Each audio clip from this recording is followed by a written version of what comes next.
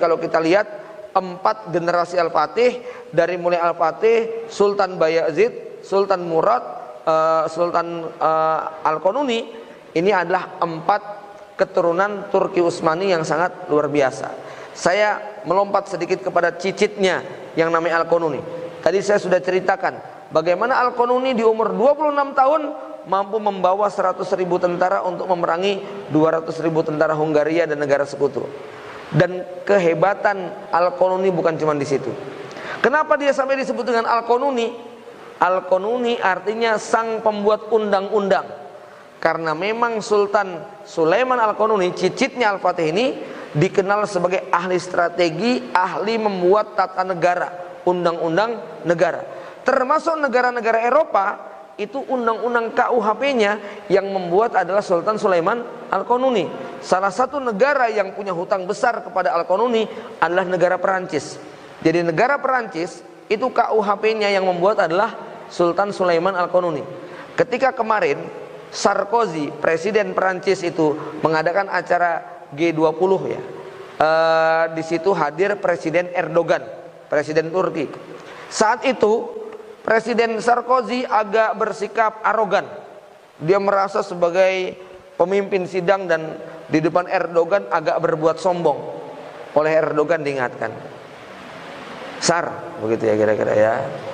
Ya, Anda harus ingat, sambil menunjukkan dokumen sejarah, Erdogan mengatakan, negara Anda yang bikin undang-undangnya nenek moyang saya. Sarkozy nggak bisa ngomong apa-apa, Pak. Begitu membaca dokumen sejarah yang sangat valid, ya, tersimpan di museum Turki, bahwa negara Perancis itu undang-undang negaranya yang membuat adalah bangsa Turki. Satu lagi anak cucu dari Sultan Muhammad Al-Fatih yang paling mengagumkan, namanya Sultan Abdul Majid I, Sultan Abdul Majid II. Ya, ini terjadi pada tahun 1847 di sebuah negara Eropa namanya Irlandia. Irlandia itu terletak di sebelah barat Inggris. Jaraknya hanya dipisahkan dengan sebuah selat kecil. Jarak dengan Turki 5.000 km. Pada tahun 1847 terjadi kelaparan hebat yang sampai dilukiskan dalam novel-novel dan film, judulnya The Great Hungry. Ya, kelaparan yang sangat luar biasa. Saat itu yang meninggal dunia mencapai 1 juta manusia. Yang mengungsi meninggalkan Irlandia sampai 75%. Yang bertahan hidup di sana tinggal 25%. Ya, apa yang kemudian terjadi? Ratu Victoria II, yaitu Ratu Inggris, itu kemudian hanya bisa mengirimkan bantuan sebesar 2 juta pound sterling. Bantuan yang tentu nggak mampu menyelesaikan masalah di Irlandia. Tapi apa yang kemudian terjadi? Raja Sultan Abdul Majid II ini mencoba untuk mengirimkan 10 juta pound sterling. Keinginan Sultan Abdul Majid ini dicegah oleh Ratu Victoria. Oh, nggak bisa, jangan bikin malu kami dong. Kami yang satu agama, tetangga sebelah cuma bisa bantu 2, masa kamu bantu 10? Maksimal 1 bantunya. Akhirnya demi menjaga hubungan dengan negara tetangga, Raja Sultan Abdul Majid membatalkan pengiriman 10 juta pound sterling. Tetapi secara diam-diam atas nama kemanusiaan, Sultan Abdul Majid mengirimkan 5 kontainer atau 5 kapal besar pada masa itu, berisi segala macam aneka kebutuhan buat rakyat Irlandia. Tapi anehnya oleh Ratu Victoria dicegat itu kapal-kapal, nggak boleh mendarat. Akhirnya manuver masuk ke sebuah pelabuhan kecil, namanya pelabuhan Drogheda. Malam hari mereka menurunkan segala macam kebutuhan rakyat, dari mulai makanan, pakaian, sepatu dan sebagainya, termasuk uang 1 juta pounds tadi. Ya, akhirnya setelah selesai tanpa perlu pakai seremonial macam-macam, cukup selembar kertas yang berisi ucapan terima kasih, ya, pulanglah mereka. Bayangkan, seorang sultan, agamanya Islam, melihat rakyat Kristen yang ada di Irlandia, jaraknya 5.000 km, sang sultan tidak ada keraguan untuk memberikan bantuan. Inilah seorang khalifah yang adil, ya. Jadi tidak kemudian mentang-mentang agama Kristen lalu kemudian dibiarin mati kelaparan, enggak, ya. Bahkan kemudian mengirimkan bantuan yang sangat luar biasa, yang peristiwa itu masih dikenang oleh rakyat Irlandia, sehingga para pejabat Irlandia mengirim surat kepada para penguasa Eropa agar mereka meneladani sikap Sultan Abdul Majid, ya. Bahkan kalau kita jalan-jalan ke Irlandia, masuk ke daerah Drogheda, kita akan menemukan simbol-simbol Turki Utsmani bertebaran di sana. Saking mereka ingin mewujudkan terima kasih, sampai hari ini masih ada yang namanya Drogheda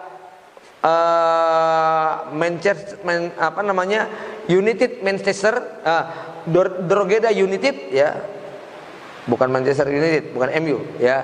Drogheda United itu adalah klub sepak bola Drogheda, simbolnya bulan bintang, simbolnya Turki Utsmani. Anak muda kita malah simbolnya setan merah, gitu kan, ya. Orang-orang Kristen saja simbolnya apa? Turki Utsmani, gitu, karena mereka ingin berterima kasih kepada orang Turki, ya. Nah, kita ini jangan sampai kebolak-balik. Anak muda kita Red Devil, MU, kemudian siapa lagi, ya? Ya, kaos-kaosnya kayak begitu. Ini jelas nggak paham sejarah, ya. Kalau mereka saja yang Nasrani pakai simbol kita karena saking memuliakannya, nah, tentunya kita harus lebih bangga dengan simbol-simbol Islam. Jemaah yang dimuliakan Allah Subhanahu wa taala, ya. Ini kira-kira gambaran daripada perjuangan yang sangat luar biasa dari seorang anak cucu dari Sultan Utsman, anak dari Ertugrul, ya. Yang kalau kita lihat sejarahnya memang wajar, bangsa Turki ini bangsa yang sangat disegani. Makanya agak berbeda dengan kita, Bapak Ibu sekalian. Bedanya di mana? Ya. Kenapa Turki hari ini berani menantang dunia? Ya. Kenapa Turki bisa tegar menghadapi apa itu boikot lah, apa itu ancaman Amerika dan sebagainya? Karena memang kalau kita lihat rakyat Turki ini, ya, rakyat Turki, begitu mereka keluar dari rumahnya, lorong-lorong, gang-gang, jalan-jalan yang mereka lewati itu gedung-gedung peninggalan kebesaran Turki Utsmani masih mereka saksikan. Jadi mereka melihat gereja Hagia Sophia, mereka melihat Masjid Sulaiman. Nah, antum tahu yang namanya Masjid Sulaiman, ya, Masjid Biru. Kalau Anda jalan-jalan ke Turki, itu salah satu yang dikunjungi adalah Masjid Biru Sulaiman. Siapa yang membangun? Sultan Sulaiman Al-Qanuni. Ya, kapan dibangunnya? 5 abad yang silam, yaitu pada tahun 1530-an, ya. Kemudian siapa yang diminta membangun? Arsitek yang ulung namanya Mimar Sinan. Itu sekitar 3 atau 4 lantai. Hebatnya suara imam dari mihrab depan bisa terdengar sampai lantai 45. Ya, padahal belum ada mikrofon waktu itu. Antum bisa bayangkan gimana teknologinya bikin masjid yang suara imam terdengar oleh jamaah di lantai 5, gitu kan? Ya, ini kalau bukan arsitek ulung itu nggak bisa, ya. Makanya Sultan Sulaiman Al-Qanuni bukan cuma bikin Masjid Biru, dialah sultan terbesar yang merenovasi Masjidil Haram, Masjid Nabawi, dan Masjidil Aqsa. Ya, antum bisa bayangkan sultan kerjanya kayak begitu. Bahkan Sultan Sulaiman Al-Qanuni itu sempat menulis mushaf Al-Quran dengan tangannya sendiri sebanyak 3 mushaf. Ya, Masya Allah peninggalan beliau. Beliau meninggal pada umur 76 tahun. Makanya ketika Al-Qanuni meninggal dunia, ini rakyat Eropa semuanya tasyakuran. Sampai ketika ditanya, apa hari raya Anda? Mereka mengatakan, kami punya hari raya banyak sekali, tapi hari raya yang paling istimewa adalah hari kematian Sultan Al-Qanuni. Ya, Masya Allah. Sultan Al-Fatih ketika meninggal dunia, raja-raja Eropa semuanya tasyakuran juga. Jadi bersyukurlah kalau kematian kita kemudian menjadi kegembiraan musuh-musuh, itu berarti musuh-musuh Islam sangat takut kepada kekuatan kaum muslimin. Jamaah yang dimuliakan Allah, demikian kira-kira gambaran tentang sejarah kebesaran bangsa Turki yang melahirkan pemimpin-pemimpin hebat, ya. Kita bisa berkaca dari mereka. Dimulai dari mana kita? Memulai dari gerakan pengetahuan, gerakan kebangkitan agama, gerakan semangat untuk ke masjid, semangat untuk ngaji, semangat menghafal Quran, ya, semangat untuk melakukan perubahan, yang semua dimulai dari ilmu pengetahuan. Wallahu a'lam bishawab. Demikian yang dapat saya sampaikan, lebih kurangnya saya mohon maaf. Banyak mungkin beberapa hal yang silap dari yang saya sampaikan. Allah Subhanahu wa taala mudah-mudahan mengampuni kita semuanya. Aku qouli hadza. Assalamualaikum warahmatullahi wabarakatuh.